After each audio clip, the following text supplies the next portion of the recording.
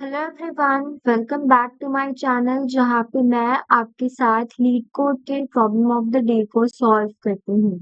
Video में आगे बढ़ने से पहले मैं आपको अपने बारे में बताना चाहती हूँ। मैं लीड कोड पे गार्डियन हूँ और मैंने 1000 से भी ज्यादा डीएसए के क्वेश्चंस को सॉल्व किए हैं। तो इस फेज से मैं गुजर चुकी हूँ और मैं डेफिनेटली आपको उन क्वेश्चंस में कैसे अप्रोच करना है वो मैं आपको बेस्ट एक्सप्लेनेशंस के साथ हेल्प कर सकती हूँ। तो चलिए आज का क्वेश्चन देखते हैं। ये है नीट कोड प्रॉब्लम नंबर 3439। एक मीडियम लेवल का क्वेश्चन है ये और क्वेश्चन का टाइटल है reschedule meetings for maximum free time part 1। Okay, चलिए क्वेश्चन को हम पढ़ते हैं। ओके, तो क्वेश्चन में दिया है कि you are given an integer event time denoting the duration of an event. Okay, so where the event occurs from time t is equal to 0 to time t is equal to event time. Okay, तो ये एक type की आपकी range दी हुई है कि जो भी रेंज होगी 0 से लेके इसमें तो जितने भी इवेंट होंगे वो इसकी रेंज में होंगे। You are also given two integer arrays. Start time integer array एक है और एक है end time. दोनों की लेंथ n होगी। These represent the start and end time of n non-overlapping meetings. मतलब कोई भी ऐसी मीटिंग नहीं होगी इसमें जिसमें कि जो कि एक साइमल्टेनियसली हो रही हो। ठीक है, ये मेन इसी कहने का मतलब है, ओवरलैप नहीं कर रही होगी। Where the ith meeting occurs during the time start of time and end of time, as I said. You can reschedule at most K meetings by moving their start time while maintaining the same duration to maximize the longest continuous period of free time during the event. हमें ऐसे meetings को at most के meetings को जो है at most यानी कि max to max हमें के मीटिंग्स को हमें ऐसे शिफ्ट करना है सो दैट जो फ्री पीरियड होगा longest free period of time उस पूरे कंप्लीट इवेंट पे वो हम रिटर्न कर सकें।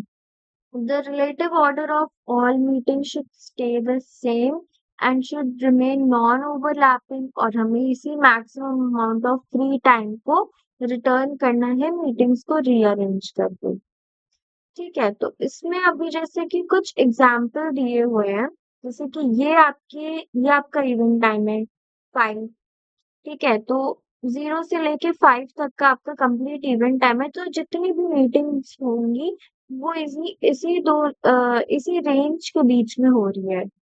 ठीक है, तो एक मीटिंग जैसे आपके यहाँ पे डिनोट की गई है इस ग्रीन ब्लॉक से, जिसमें कि 1 से 2 में मीटिंग हो रही है और फिर गैप है और फिर 3 4 5 3 to 5 हो रही है।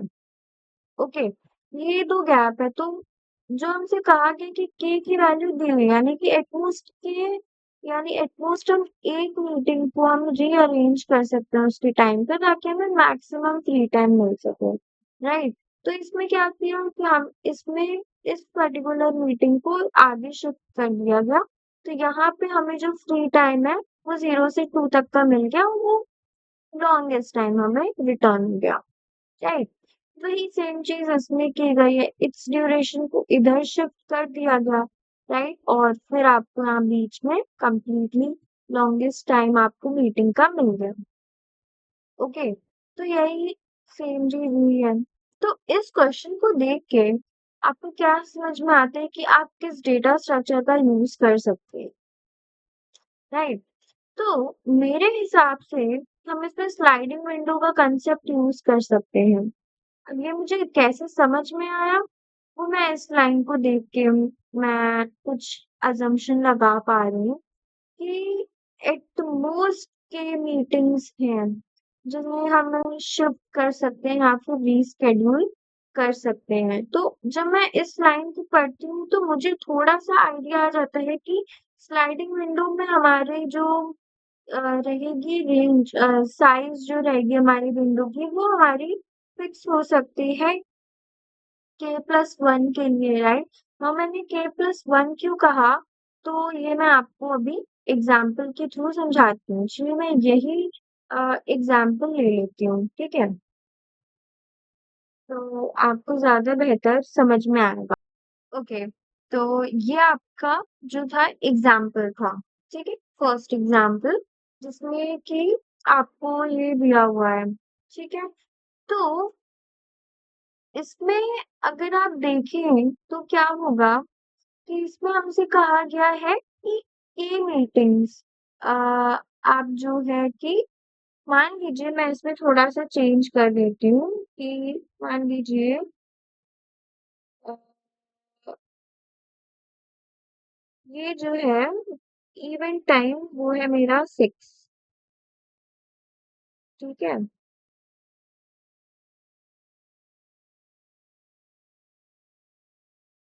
तो जब मेरा इवेंट टाइम इसमें ऐसे 6 हो रहा है और इसमें मैं मैक्स टू मैक्स एक मीटिंग को ही मैं रीशेड्यूल कर सकती हूँ, राइट?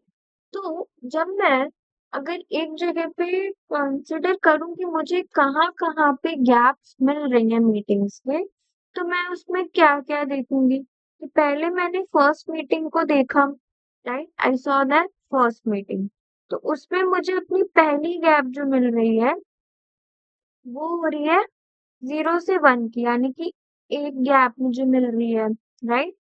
फिर मैं यहाँ पे 2 से 3 के बीच में मिल रही है, तो 3 माइनस 2 वो सेकंड गैप है, ठीक है? और थर्ड में जो है वो मुझे 6 और 5 के बीच में मिल रही है 1, राइट? तो इसमें मुझे क्या देखने को मिल रहा है कि जब मेरी 2 मीटिंग्स हैं,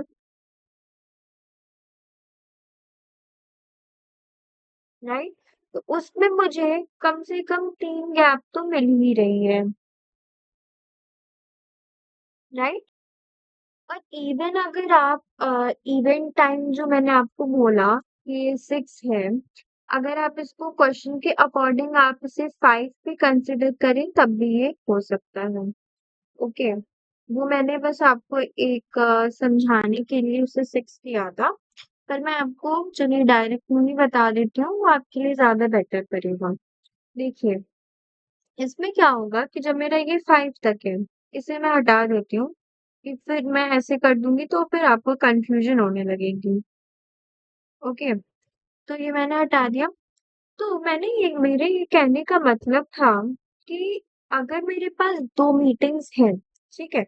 जो कि यहाँ पे इसकी मुझे लेंथ में मिली है, ठीक है? जिससे ये मुझे पता चल रहा है कि 2 मीटिंग्स तो कंडक्ट हो ही रही हैं।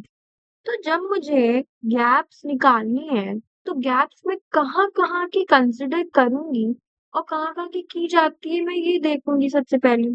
तो गैप्स कहाँ-कहाँ की कंसिडर होती है? पहली, जो आपका स्टार्ट टाइम होता है, राइट? जो आपकी स्टार्टिंग टाइम होती है which is 0, right? Starting time जो होती है 0, तो 0 से जो आपकी फर्स्ट मीटिंग होती है, पहले तो हम उसके बीच का गैप देखते हैं, ठीक है? फिर जो मीटिंग्स के बीच की गैप्स होती हैं, हम उन्हें देखते हैं gaps in between 2 meetings, right? तो जो गैप आपके 2 मीटिंग के बीच में हो रही होती है, हम उन्हें देखते हैं। और जो थर्ड होता है, वो होता है लास्ट मीटिंग और एंड टाइम के बीच में, राइट? तो ये 3 तरह की गैप्स जो होती हैं, हम उन्हें कंसिडर करते हैं। ओके, तो हमें बस इसी चीज़ को ध्यान रखना है। तो अगर मैं ऊपर वाला अपना एग्ज़ाम्पल देखूँ, जो कि है ये वाला, ओके, तो इस एग्ज़ाम्पल में मैं क्या देख रही हूँ कि जो स्टार्टिंग टाइम और पहली मीटिंग है, उसमें मेरा जो गैप बन रहा है, वो है 1 माइनस 0 का, जो कि है 1, राइट? पहला हो गया मेरा 1। फिर मेरा हो रहा है पहली मीटिंग और दूसरी मीटिंग जो है ये वाली। तो उसमें मेरी क्या गैप बन रही है 3 माइनस 2 1 की। उसमें भी मेरी 3 माइनस 2 1 की हो रही है। और फिर मैं अपनी लास्ट मीटिंग और अपना एंड टाइम को देखूंगी। तो उसमें क्या हो रहा है 5 माइनस 5 0, राइट? तो ये मेरे 3 गैप्स ऐसे बन रहे हैं, ठीक है? तो यही हो रहा है कि मेरे पास जब के मीटिंग्स को रीशेड्यूल करने का है, मेरा मोटा-मोटा ये कहने का मतलब है कि जब मेरे पास जितनी मीटिंग होगी, whatever the number of meetings I will have, the gaps in between them would always be one greater one, right? जैसे कि मेरे पास अगर एक मीटिंग है, right? If I have one meeting, okay, तो इसमें क्या होंगे मेरे 2 गैप्स बनेंगे।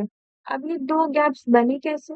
अब इस मीटिंग में क्या होगा कि ये मेरी मीटिंग है, ठीक है?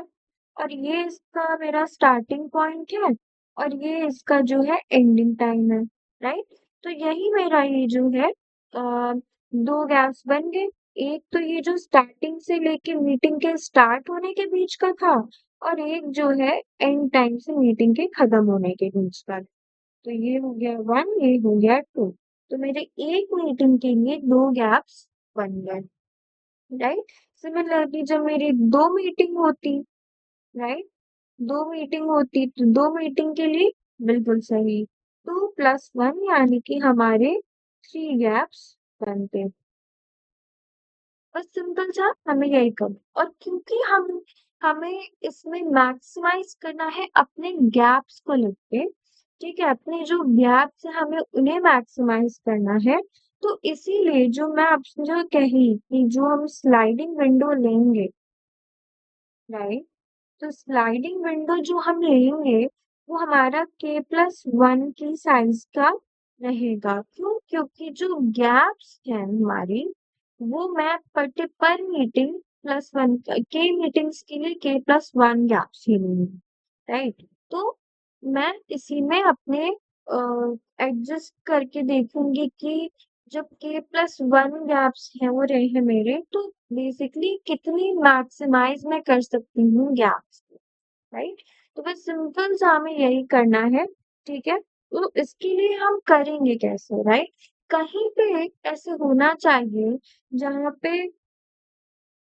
हमारे जहाँ-जहाँ भी जितने भी गैप्स हो रहे हैं, हम उसे उसी सीक्वेंस में गैप्स को जितनी जो गैप की साइज है हम उसे स्टोर कर सकें, राइट? जैसे कि ये वाला मेरा एग्जाम्पल और जैसे यहाँ पे मैंने स्टोर किया 110, राइट? तो मैं अगर इसे गैप नाम दे दूं, ओके, तो इसमें मैं क्या स्टोर करूं 110, ये क्या हो रहा है? ये मेरा गैप स्टोर हो रहा है, ठीक है? अब इसमें क्या हुआ कि मेरा जो के दिया है क्वेश्चन में वो 1 दिया है, ओके, तो के जब मुझे 1 दिया हुआ है क्वेश्चन में यानी कि मैं मैक्स टू मैक्स इसमें 2 गैप्स को अभी देख सकती हूँ, ठीक है? तो मैं क्या करूंगी कि पहले मैंने एक गैप मान लीजिए मैंने वेरिएबल ले लिया, ठीक है? जो कि 0 से ही इनिशियलाइज था, ठीक है? उसमें मैंने क्या किया कि इसको मैं अगर नंबरिंग में इसकी कर दूं 0 1 2, तो ये क्या करेगा कि ये के तक जाएगा ये, यानी कि 1 तक ये जाएगा और ये अपनी गैप्स को ऐड कर ले, राइट? तो यानी कि जो मेरी गैप होगी उसमें 0 प्लस 1 यानी कि मैंने 1 ऐड कर दिया, राइट? तो मुझे अभी स्टार्टिंग के लिए मुझे क्या मिल रहा है? एक गैप मैक्सिमम मिल रहा है। पर अब मुझे इसमें आगे भी जाके देखना पड़ेगा, राइट? तो मैं क्या करूंगी यहीं पे मैं अपनी स्लाइडिंग विंडो लगाऊंगी। So what will I do? I'll take a variable L, right? And then I'll take my variable R, जो कि होगा k+1, right? क्योंकि यही है मेरी जो विंडो है मेरी यही इसकी साइज है k+1 माइनस 0, राइट? यही इसकी साइज है ना k+1 मेरे गैप्स की। तो ये है गैप्स के लिए। अब इसमें मैं सिंपल सा अपना जो स्लाइडिंग विंडो का कंसेप्ट होता है कि जो हमारा एल होता है, राइट, वो आर के बराबर हो जाएगा एंड जो हमारा आर है वो हमारी लेंथ से कम होना चाहिए, सिंपल। अब इसमें हम क्या करते हैं कि जो गैप है ओके। तो गैप में हम क्या करते हैं कि गैप में हम अपने जो ये मेरा लिस्ट है, ओके, उसमें मैं अपने एल वाले काउंटर को माइनस कर देती हूँ जब जहां पे ये होगा, ठीक है। और माइनस करके मैं अपने पॉइंटर को आगे बढ़ा दूंगी, राइट। और मैं पीछे वाले में, और जो आर वाला मेरा होगा पॉइंटर, मैं उसको ऐड करके आर को बढ़ा दूंगी, राइट। और हर बार हम अपने मैक्सिमम जो मेरी गैप बन रही होगी उस पूरे के प्लस वन विंडो में, हर बार हम उसे स्टोर करेंगे और by the end of the loop हमें वही रिटर्न करना। तो ये बस सिंपल सा हमें इसमें यही कर। ओके, तो चलिए हम इसको कोड करते हैं। तो सबसे पहले तो मेरे पास लेंथ होनी चाहिए, राइट, इवेंट टाइम की length, sorry not event time, start time. Start time या फिर एंड टाइम दोनों ही सेम लेंथ है, तो आप किसी की भी लेंथ ले सकते हैं। ठीक है, नेक्स्ट अप मैंने कहा कि मेरे पास एक लिस्ट होनी चाहिए। ओके, तो लिस्ट ऑफ इंटीजर टाइप होगा, ठीक है। और इसको मैंने नाम दे दिया gaps is equal to new array list, right. अब मुझे इसमें पहला वाला जो होगा, जैसे कि मैंने कहा था, जीरो से जो मेरी पहली मीटिंग स्टार्ट होने का टाइम है, मुझे सबसे पहले वो गैप को स्टोर करना पड़ेगा। तो मैं करूंगी gaps dot add void, gaps dot add start time of zero. I hope this is clear, right. अब मुझे आगे जो मीटिंग्स के बीच के जो गैप्स हैं, मुझे उसे स्टोर करना है। तो ये मैं यहाँ पे जाऊंगी और it will be less than N इनराइट प्लस प्लस, इसमें मैं क्या करूंगी, गैप्स डॉट ऐड। अब आप इसमें सोचिए कि आप इसमें क्या ऐड करोगे। जो करंट मीटिंग है, ठीक है, करंट मीटिंग है, आप उसका क्या करेंगे, स्टार्ट टाइम को पहले लेंगे। तो gaps dot add current meeting यानी कि स्टार्ट टाइम का जो आयत है, राइट, हमने उसका स्टार्ट टाइम ले लिया। फिर हम क्या करेंगे, एंड टाइम लेंगे पहली वाली मीटिंग का, यानी कि आई माइनस वन मीटिंग का एंड टाइम लेंगे। अभी जो आगे वाली मीटिंग है हमने उसका स्टार्ट टाइम ले लिया यानी कि ये, और इसके पहले वाली मीटिंग का हमने एंड टाइम ले लिया ये। तो हमें ये गैप यानी कि जो वन है वो हमें स्टोर होती। ओके, अब हमें क्या चाहिए, हम चाहते हैं कि जो लास्ट मीटिंग है मेरी, इस एग्जाम्पल में तो नहीं शो है, पर लास्ट मीटिंग और जो हमारा इवेंट टाइम है, हमें इन दोनों के बीच में अगर कोई गैप हो रही है, अगर क्या हमें तभी स्टोर करने हैं, राइट, तो हम उसे ऐड कर देंगे। तो गैप्स डॉट ऐड कैसे करेंगे, इवेंट टाइम, बिल्कुल, क्योंकि इवेंट टाइम जो होगा वो बड़ा होगा। Event time minus end time of n minus one, ठीक है। I hope this is clear. फिर मुझे क्या करना है कि मैं अपने जो की मीटिंग्स है मेरी, राइट, मैं उसमें पहले अपनी स्टार्टिंग की जो पहली की मीटिंग्स है, मैं उसकी गैप जो इतने बन सकते हैं, मैं जो गैप मेरा बन रहा है मैं उसे स्टोर करके देखती हूँ, right. For int I is equal to 0 and I is less than now gaps dot size int I plus plus। तो इसमें मैं क्या करूंगी कि gap plus is equal to gaps dot, sorry not, ये साइज तक नहीं, के प्लस वन तक जाएंगे, gaps dot get of I, ठीक है। तो इससे मेरी पहले स्टार्टिंग की कुछ वैल्यूज मेरी स्टोर हो गई, राइट। पहला जो ब्लॉक है मेरा के प्लस वन गैप्स का, वो स्टोर हो गया। अब मुझे इसे आगे बढ़ा के ले जाना है, राइट। तो उसके लिए मैं क्या कर सकती हूँ, अपनी स्लाइडिंग विंडो का मैं यूज करूंगी। तो मैं क्या करूंगी कि इंट एल को मैंने S0 ले लिया और आर ले लिया। राइट, आर क्या होगा, आर होगा k+1। बस k+1 ही है हमारी विंडो की साइज। ओके, तो हमने वाइल लगा दिया इसमें कि ये less than and equal to r है, एंड जो हमारा आर है वो n से कम होगा। ठीक है, एक और वेरिएबल हम ले सकते हैं, जो कि मान लीजिए मैंने, चलिए तो नहीं लेना। तो अब हम क्या करेंगे कि हम अपने गैप में गैप्स डॉट गेट और एल, हमने जो मेरा करंट पॉइंटर था मैंने उसको लेके माइनस कर दिया उसकी वैल्यू, एल वाला हम आगे बढ़ गए। फिर हमने जो आर एच वाला था हमने उसको ले लिया और आर में आगे बढ़े। ठीक है, और gap is equal to math dot maths, क्या किया हमने, गैप कॉमा एक और वेरिएबल हम ले ही लेते हैं। ठीक है, इन maths is equal to gap, हमारा इनिशियली जो गैप है वही स्टोर है। ठीक है, अब गैप में जो भी हो रही होगी ऑपरेशन वो हमारी मैथ्स में नहीं इफेक्ट करेगी, मैथ्स वाला सिर्फ मैक्सिमाइज करने के जो ऑपरेशन रहेंगे वो देखेगा। और अब हमने सिंपली मैथ्स को रिटर्न,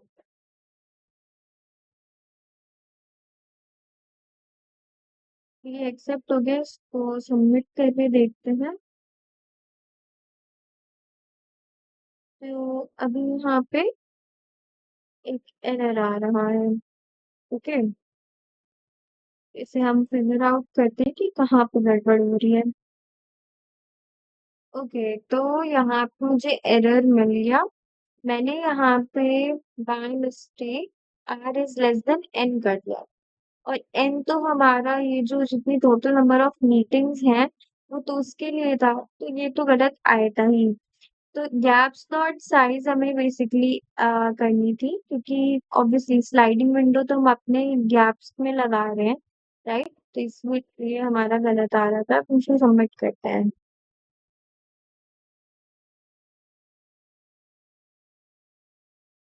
और ये एक्सेप्ट हो गया है with 5 millisecond run time. Right, तो अच्छा क्वेश्चन था ये स्लाइडिंग विंडो के ऊपर। प्लस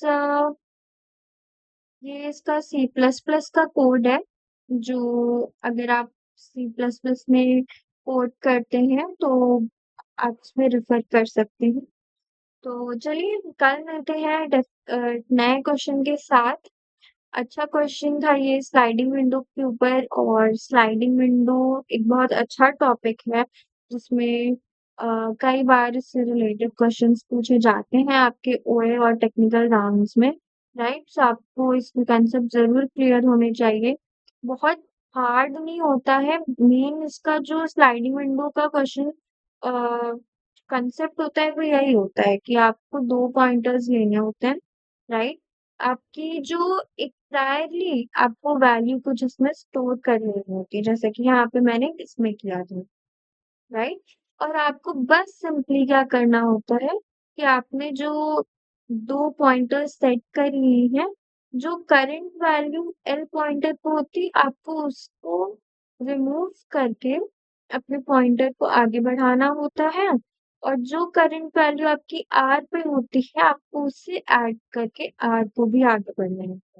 तो इससे क्या होता है कि जो आपकी विंडो बन रही होती है, रेंज, वो बेसिकली रिड्यूस नहीं होती है, पर आपकी न्यू न्यू वैल्यूज आपकी हर बार काउंट होती जाती है, जो आप उसको एक अलग वेरिएबल में स्टोर कर लेते। सिंपल सा फॉर्मेट होता है स्लाइडिंग विंडो में, बहुत ज्यादा कुछ नहीं करना होता, बस थोड़ी सी प्रैक्टिस करने की जरूरत होती है, जो कि आपको जरूर करके इस पर्टिकुलर डेटा स्ट्रक्चर पे आपको मास्टर कर लेना चाहिए। ठीक है, कल मिलते हैं एक नए क्वेश्चन के साथ, तब तक के लिए बाय।